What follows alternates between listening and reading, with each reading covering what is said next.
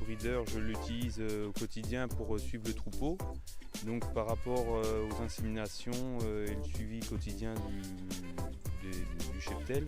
Donc j'arrive à voir les résultats du contrôle laitier, donc leucocytes et le lait.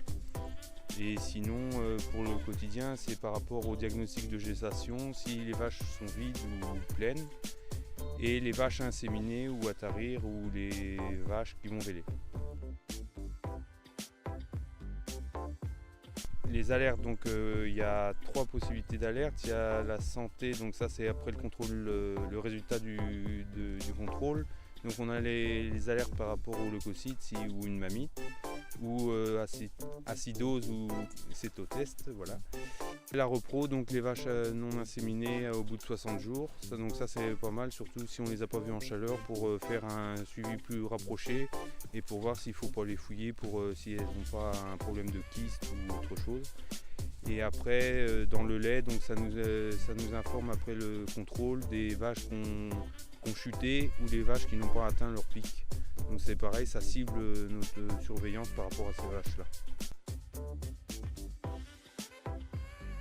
On s'est réunis 3 fois, si je me souviens bien. Et donc dans ce groupe-là, on est vraiment parti d'une discussion entre nous tous. On était une dizaine, donc on a vraiment réfléchi à Breeder pour nous, enfin ce qu'on voulait dans la priorité.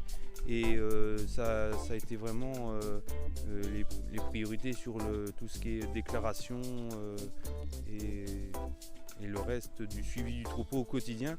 Donc ça a vraiment été une appli faite pour les éleveurs, par les éleveurs. Le premier avantage de Breeder déjà, c'est un suivi quotidien simple. Il n'y a que sur notre smartphone, il y a juste à appuyer dessus et puis on a toutes nos données d'un coup, quoi. On n'a pas d'ordinateur allumé et tout ça. Donc c'est vraiment très simple d'utilisation. Et surtout une autre chose par rapport à ça, c'est qu'il est utilisable même sans internet. Donc ça, je trouve ça appréciable, surtout quand on a des problèmes pour capter internet. Et sinon, les autres avantages, on n'a plus à se déplacer, plus à chercher des papiers. On a vraiment tout, on a notre troupeau dans la poche, quoi.